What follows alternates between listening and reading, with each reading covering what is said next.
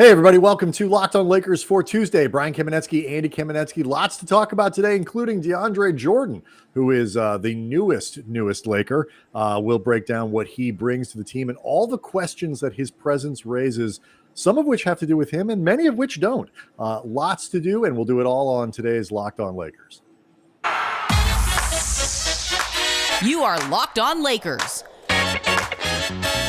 your daily Los Angeles Lakers podcast. Part of the Locked On Podcast Network, your team every day.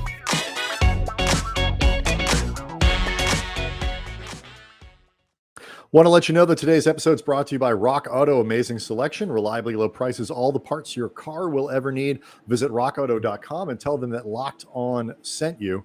All right, so Friday, Andy, the news broke. It's not terribly unexpected at this point that DeAndre Jordan, who had been traded to Detroit, was being bought out by Detroit and would sign a one-year veterans minimum deal with the Lakers. Well, at this stage of the game, anybody that gets bought out who's been in the league for, a minimum 7 years, the expectation and feels like, frankly, the reality is they're going to end up a Laker. It wouldn't surprise me if the Lakers end up being gifted 3 or 4 extra roster spots just to take people in. They're almost like their own refugee program. I mean, the Lakers and the Nets can't do it all. Like, ironically, the team that gave up DeAndre Jordan is in the exact same game as the Lakers are in right now. It just seems like they're like the two orphanages in the NBA. So we'll see how this goes. What's funny about this to me is like there's a bunch of different discussions. An orphanage for millionaires. There's a bunch. It's not quite a Hard Knock Life. No. Well, it's a Hard Knock Life, but it's like the Jay-Z royalties version of the Hard Knock Life. We love you, Miss Hannigan. So there are a lot of questions that are raised by this move. Many of which have to do with DeAndre Jordan, the basketball player, many of which do not. All of which we won't know the answer to, at least until, we get closer to actual games being played.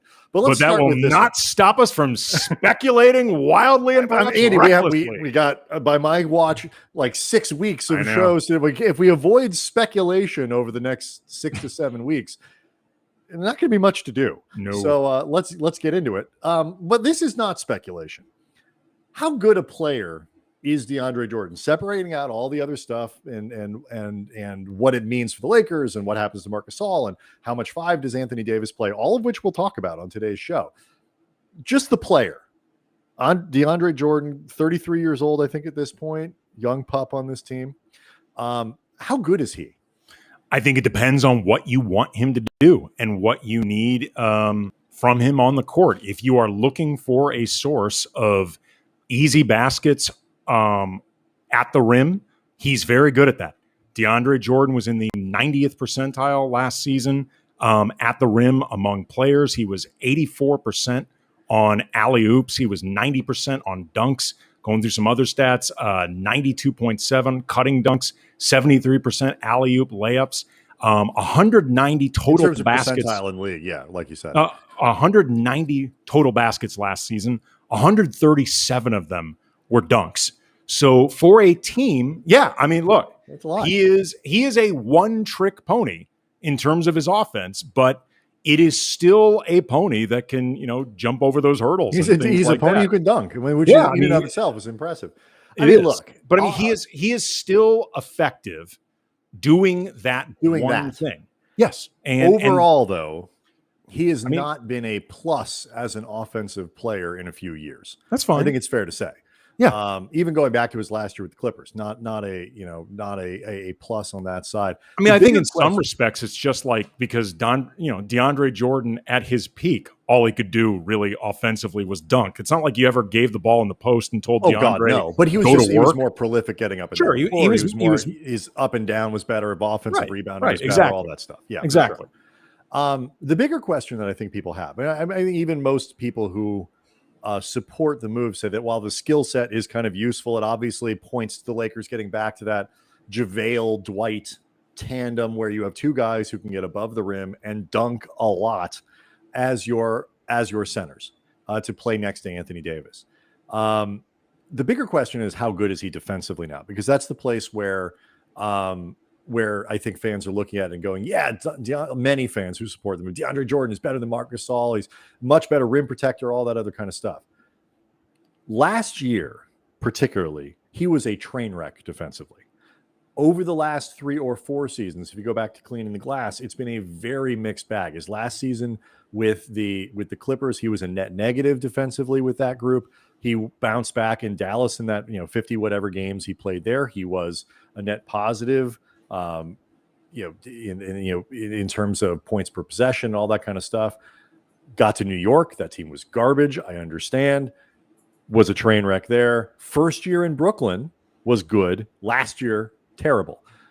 If you are looking for if you're looking for something to say, yeah, but here it is. Part of the reason Jordan was ineffective in Brooklyn last year is because of the style of defense that they played, which was very heavy on switching. That is not something DeAndre Jordan can do anymore. And because of that, he literally could not get on the floor in the playoffs. They did not play him. That's not how the Lakers are going to play. The Lakers don't switch nearly as much, and they aren't going to this year, certainly, with the roster that they have. So it'll be much more drop coverage, hang out closer to the rim, do those things that you are more inclined to do better than having to play a switch-heavy defense. I suspect that's part of the equation the Lakers were looking at was what was he like 2 years ago as what was he like last year. I will contend, even with that Marc Gasol is a better defensive player. But I don't seem to be in a position anymore where Marc Gasol is going to be a team. Like that ship seems to be sailing where Gasol is going to be a Laker. Maybe he will be, but it doesn't seem like he will be. Well, and if that's the case, Jordan, the question isn't, is Jordan better than Gasol? I don't think so. I don't think he's a better player on either side of the ball. But will he be better than he was in Brooklyn last year becomes a more relevant question. It does, but I think also too, when some of the reason it would matter one way or the other is what you might lose in Marc Gasol. And for example, if you look at their percentages defending 5 feet and in around the rim between DeAndre Jordan and Marc Gasol, they are damn near identical. They have basically the exact same effectiveness defending from within 5 feet, which ultimately is all you are really looking for effectively from either one of them. Because the further you pull either one of them from the basket, the more problematic it becomes. Like whether you think Marc Gasol is more effective if he has to be put in a switch offense, or switch defense than DeAndre Jordan, that might be. The truth is, you don't want either one of them doing it. No, but I think Gasol, statistically, granted, playing on better teams, I understand that has an impact. Statistically, over the last few seasons, Gasol's been considered. But he's also been on way better defensive teams. But I think though I think it matters a lot.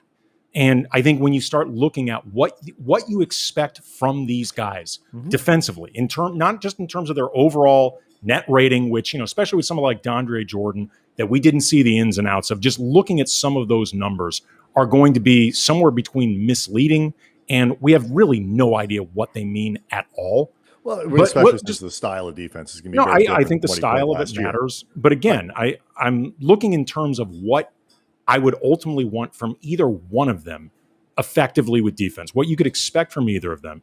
Marc Gasol is a better positional defender than DeAndre Jordan. He always has been. In DeAndre Jordan's prime, he was not as good as Marc Gasol. Marc Gasol was, as I said last year, the world's most intimidating traffic cone in the lane.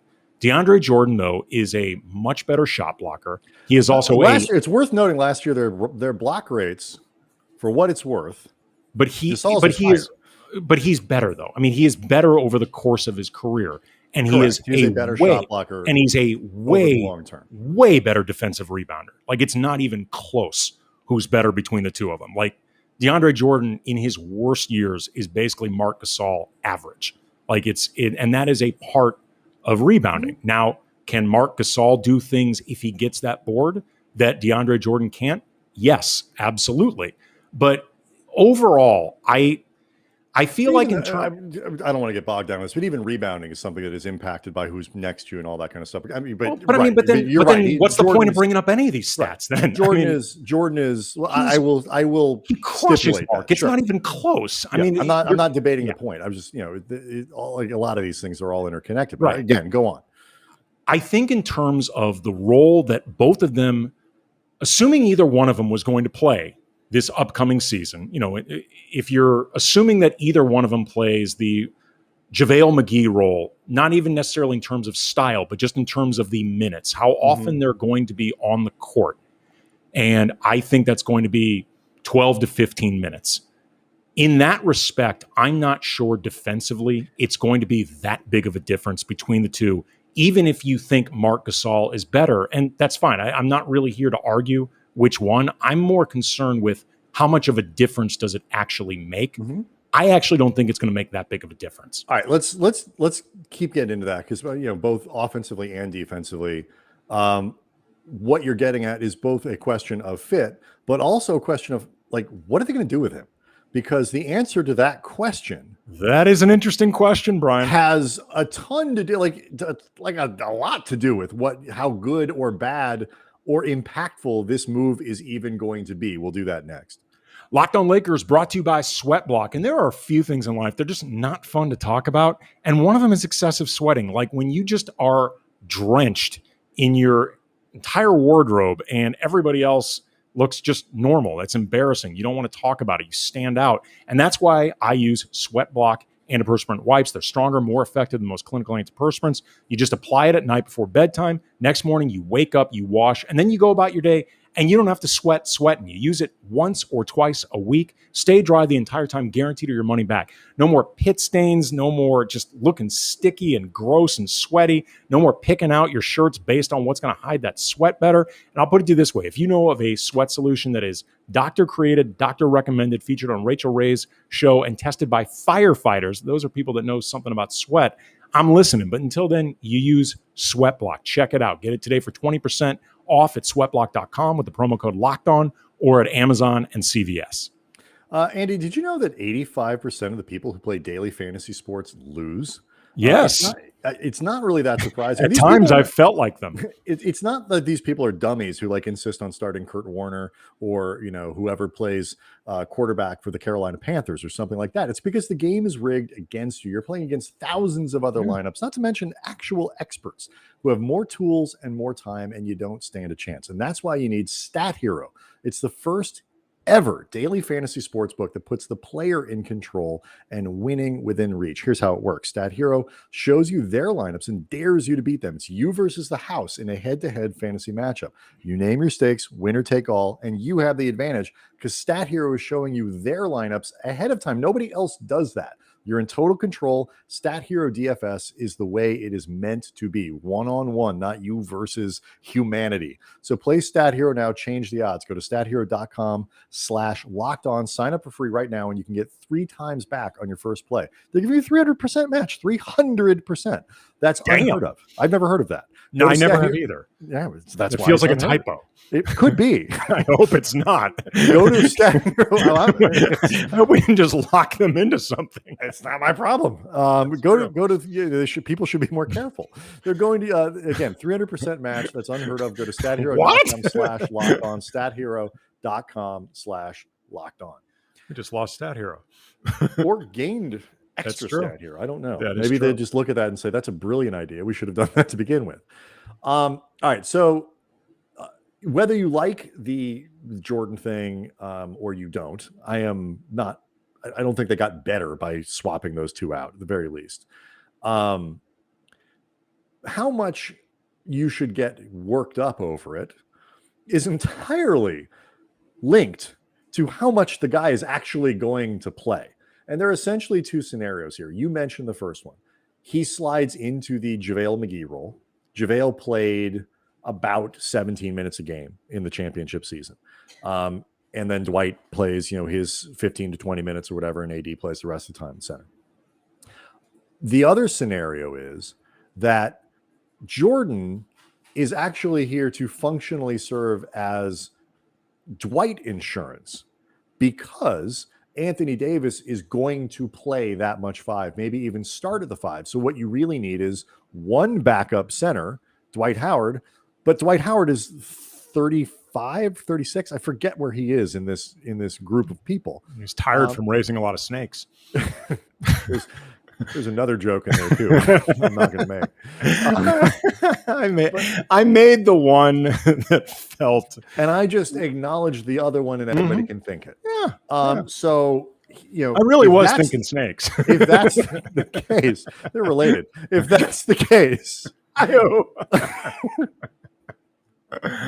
then he's not going to play very much at all. In which case, everybody kind of gets what they want. You have, in that case, DeAndre Jordan as a sort of break glass in case of emergency, occasional center, Dwight backup or whatever. That's actually pretty good. Like, fits stylistically what you want to do. You don't have to change a lot of things, and it means Davis is going to play more center. I think you've sort of tipped your hand here, but which do you think is more? I think we all know what we want. Which do you think is actually more likely? That he's going to play the JaVale role? I mean, just if for no other reason than A, that goes back to the model that won the championship in 2020. Whether you think it can be replicated or not, another story. There's no question it goes back to that model. Right. B, context is different. It's worth noting that when you have Russell Westbrook at point guard, it's a different deal than when you. I mean, it is. The setup is different. The setup is different. You can also argue that the setup could be better. I mean, I think there are not from a spacing standpoint, but from a forcing your way to the rim standpoint, from an athleticism and forcing will onto where DeAndre Jordan will be standing. Well, no, but I'm just saying in terms of just forcing your will and your size and just overwhelming opponents, which was a big part of what the Lakers did. Sure. No, I think if you believe in that, in a principle that ultimately can end up winning you games, I actually think there are arguments you can make that Russell Westbrook and just how dynamic he is as a player, not just with getting to the rim, but just doing everything he does, period, can be more valuable than the spacing that you got from Danny Green and KCP. Danny Green being a guy that if he's not spacing, literally does nothing else. Avery Bradley was irrelevant. I think what you're getting at, and tell me if I'm wrong. I think what you're getting at though too is I think a little bit of what kind of motivated the Westbrook trade. I mean, they're not stupid. They know, okay, spacing is going to be an issue. It's why everybody that they signed after that, in theory, is somebody who brings a 3-point pedigree to the roster. Whether they're going to play or not is a different story, which we'll get to here in a second. But it's based in part in the belief that the stuff that Russ brings is so good and so impactful that, yeah, there are going to be some places where it's a little weird and it doesn't fit naturally, but will overcome that. This playing him next to DeAndre Jordan, look, it was often is an extension of that. Like, it can be so good that we'll figure it out. And it was often clunky when they won the championship because yes, it was very often they wouldn't guard those shooters anyway, and they would dare them to make shots to very mixed results for the Lakers. But the other thing I was going to get, I mean, we've got plenty of time to break down the basketball philosophy that seems to be in place by the front office. The other thing is just until I see that DeAndre Jordan is going to be a third string center, I am not going to assume that somebody of his stature is doing that, combined with the fact that we still need to see Anthony Davis being willing to take on that type of role. So I'm assuming DeAndre is taking the JaVale role. I will be more than happy in this case to be wrong. Well, I think, and I think that's what everybody is sort of hoping, because you like DeAndre, you don't like DeAndre. The ideal outcome to all of these things is Anthony Davis spends 60% of his time as a center. I've been saying this a lot. Yeah. And, to the extent that could be the answer, all is well. To the extent that it is not, then the question of Gasol versus Jordan, which is, I don't want people to think that I think this is one of these deals that's going to sink or swim or, whatever the season. It is just a question of, to the extent that it matters, are you making your team better? I would say in this case, no, but it is not as important as many other things because, as you say, at the most, Gasol probably plays 17 minutes a night and Jordan probably, and probably many nights less than that. I also just feel like, the Lakers have been right or wrong, and ultimately the season will give us that answer. They have been moving away from Marc Gasol and what he does on the court and seemingly devaluing it. So, like, one of the big arguments you would make against this move, which, seems to be a part of, either moving Marc Gasol further down the rotation or potentially leading to him and the team separating. Like, which seems to be where they're going. Right. You lose, obviously, optionality with Marc in terms of what a big man can do on this team. He between him, DeAndre Jordan, Dwight Howard, he's the only one that can do certain things. Like, that is not debatable. The optionality that gets lost cannot be debated, regardless of how you feel about this. The way I feel about it, though, beyond the fact that I've said many times that I've got some concerns of my own about Marc Gasol fitting with that starting unit and also how much you have. If the team is moving away from it anyway, then to some degree, it doesn't matter because you can't lose optionality that you're not going to actually capitalize on anyway. The question just becomes why. And there's a separate story here that will eventually be told, assuming Gasol isn't back, about why. Yeah. Was it the Lakers? And I do think the why matters. If they're moving it away because Gasol just became really disenchanted with the franchise after everything that happened last year. And it's what happens to the Lakers and Gasol's. Right. It is eventually. It all ends bad. Like, if that's the reason, and a lot of this is Marc Gasol doesn't really want to be here anymore, there's not much they can do about that. If the answer is the Lakers have decided somewhere in that space that, you know what, he's not the guy, that guy is the guy, then it's a different conversation, because I think they're making a guy who runs podcast thinks they're co-runs a bad podcast. And I wouldn't be the only one, by the way, but it's a very well received podcast. Should be noted. Well, just make highly sure ranked on iTunes. You co-run the podcast. Don't let your ego get out of control. I'm doing a lot of the work here. Doing a lot of the heavy lifting. But anyway, I and others think like the logic of that, the basketball logic of it, doesn't make a whole lot of sense. But it is not the most consequential thing they're going to be doing, but it is an impactful thing. And again, all of the things that we talk about on this show basically are tethered to the little tiny things that are going to go into could impact them winning the finals or not. This is all championship or bust kind of stuff. Very first world issues to be dealing with. The thing about the roster, though, adding DeAndre Jordan, though, and this question about how much he's going to play is really a question that really ought to be extended to the entire roster, because the Lakers have a lot of dudes that are in theory names and in theory people. There's no theory, man. They are the classic rock of basketball rosters. That's right. The Lakers are playing the hits. All the names, and those names stretch back a while. Right. Sometimes sometimes Steve Miller wants to get off the bench and into the rotation of music that you hear on K-Earth. Look, the Exile on Main Street came out in, I think, 1972 by the Stones. That album still bangs, man. It's really fantastic. Just because it's classic rock and old doesn't mean it's bad or, can't win you something. All right. So let's talk about that, because the Lakers rotation is getting very, very full. It is already full. It is overflowing. What do they do about that? We'll talk about it next.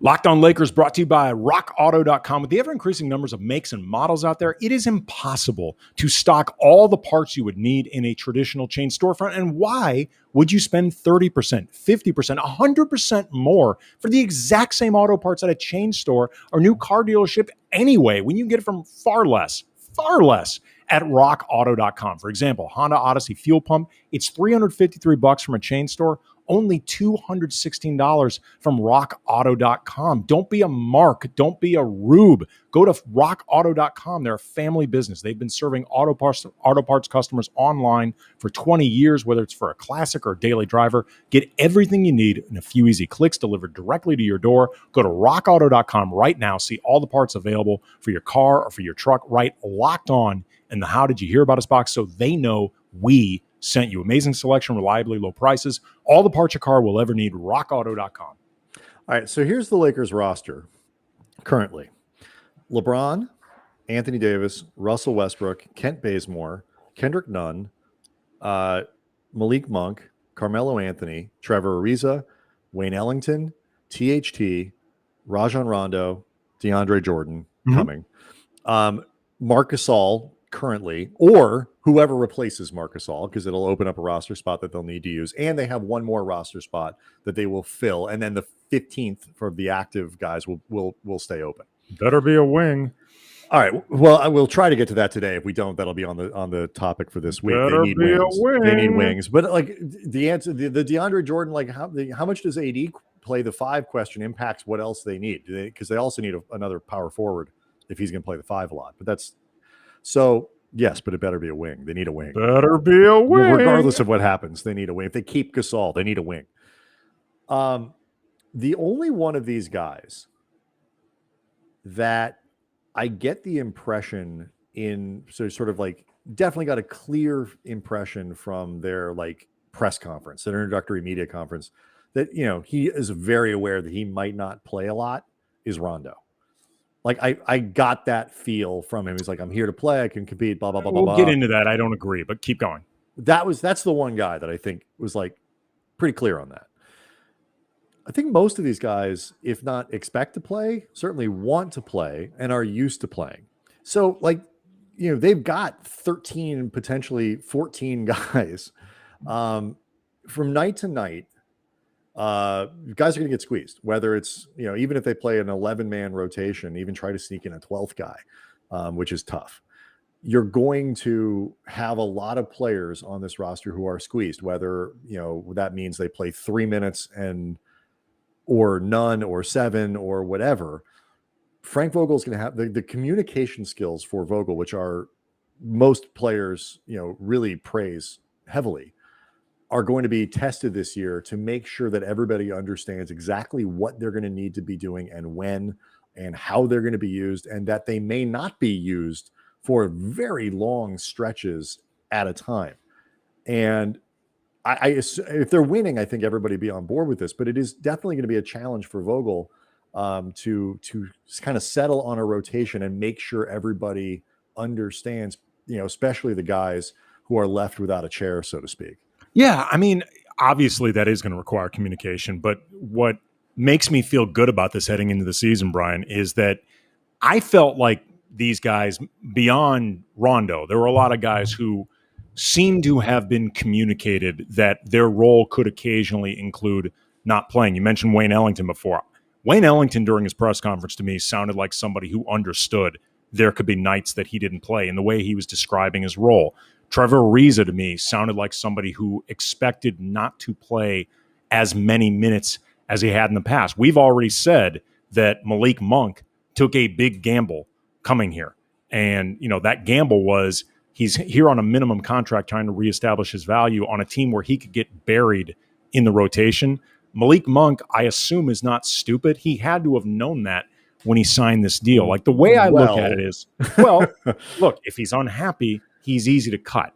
And I understand that there is, to some degree, you know, a cost analysis and whatever. But the flip side is you weren't going to be, you know, you weren't going to be able to get somebody like Malik Monk, most likely at a minimum anyway. So you took a flyer. It's disruptive to have to kind of cut guys in the middle of the year and all that. Right. It is. But they are all expendable. You are correct. But also, if he's somebody that hasn't been playing, then in a lot of ways, it's not really that disruptive at all. Like, there are 6 guys that I picture playing 25-ish minutes or more a night. And that's LeBron, AD, Russ, THT, Kent Bazemore, and Kendrick Nunn. Those are the only 6 guys that I think are a real lock for a nightly type of role like that. Everyone else, I think, is going to be negotiable, in part because of the way it seems like what was explained to them, where they are in their career, but also, too, just like where you saw things starting to head with them. Like, you know, if DeAndre is taking over the JaVale role, like we had talked about earlier in the show, that's like 17, 15 minutes, you know, give or take. Dwight Howard's minutes went down a little bit from the Lakers last season in Philadelphia. I think he's going to be playing about 14 to 17 minutes. He, I think, is at a stage where he's going to be fine. And honestly, until Dwight figures out how to foul less, he can't play much more than that anyway. Like the rules don't allow it. Like he's not going to be able to. Yeah, I mean, he played 18 minutes his first season. First season in LA. In this incarnation, he's certainly not going to play more. Melo's minutes. He may have been at 24.5 last season in Portland, but they were down 8 minutes per game from the previous season. By all accounts, he was totally happy as opposed to starting. Right. Well, but the point being, though, the minutes were moving in that direction, and Melo, who again, not a dumb guy. He knows that he was doing that last season on a team that wasn't as good as the Lakers, didn't have the same star pecking order, didn't have two guys in AD and LeBron who will often be at his position. They didn't even have many guys at Melo's position in Portland last year. Like if Zach Collins hadn't been out the whole season, he would have taken some of Melo's minutes. Well, like we talked about before, I could picture Trevor Ariza playing a lot more in fourth quarters than he does over the course of games. Right. Trevor played 28 minutes a game last year. He'd also taken 2 years off. Right. But he played 28 a night with Miami. And he's not going to play 28 a night. Right. Unless something goes wrong. I got a real sense. I don't think you're wrong. I got a real sense that these guys were told up front, there is going to be fluidity with your roles. Now, granted, accepting all this, you and I covered the this is going to be fun team in 2013. And I will never forget when Antoine Jameson talked about how everybody, including himself, talked up sacrifice really big in the preseason. And it turned out to be way harder than everybody expected. Again, including himself. He wasn't throwing teammates under the bus. The difference is, though, a lot of those guys who were unhappy were in very different stages of their careers than the guys we're talking about now. And the other thing is they didn't win. Yeah. If you got to win. I mean, because look, is Melo expecting to go from 25 to 10? Like that's a bit, I mean, look, I understand, 25 to 21, 25 to 18, like that's, you're down, whatever. A guy, some of these guys he'll play around 17 a night. He might, but I'm saying like it's going to be hard. Shit, I don't want him playing over 20. I'll be honest, something went wrong. The point is, if certain guys are in the ballpark, even of what that means, certain guys are going to be at zero, and they're going to be at zero for long stretches, and it is going to be incumbent on everybody to really be communicating and engage in that sacrifice. And then I think Vogel will be smart about doing what he did a couple years ago with guys like Quinn Cook and Troy Daniels, which is, Trevor, you're going to sit for 3 days here so we can get more minutes for Melo. We're going to get, this lineup together. We're going to try this. But and then last season, by the way, really quick, Vogel would do that some with Markieff Morris, make him the sitter, so other guys could go out there and play. I mean, beyond Markieff's own struggles at times during the season, I think he also recognized, though, that Markieff was somebody that would accept it and wouldn't argue, and that's part of the gig. If it works, and it will, I think, if they're winning. But it's one of these things that I think is going to be the difference from night to night, because they're going to be a lot of situations. They have to rotate a bunch of guys through to find out what works. Sure. Because there isn't a natural, it's easy. It's these 5 guys with these 5 guys. Like there's a lot to figure out. And so I think that is going to be one of the things that is going to be a challenge to the coaching culture, a challenge to the playing culture, and a critical need to win, because nobody rocks the boat when you're winning. If things aren't going as well, that's when you hear the grumbles, and maybe Melo is not happy, he's not playing a lot. I'm not picking on Melo or saying he avatar for any of these guys. DeAndre Jordan wants to play more, whatever it might be, because they're all at different points in their careers, but many of them I think would like to keep playing, and if they don't play here, where do they go afterwards? So I'm not trying to be alarmist. I just think it's one of these storylines that when you look at the roster, which theoretically could get more crowded. If you sign a guy like James Ennis, like he's a wing who is needed. Like they better be a wing. Like that's somebody who's going to play and squeeze somebody else out of rotation time. So when you keep signing players that everybody's heard of and kind of be like, whoa, that guy's not playing.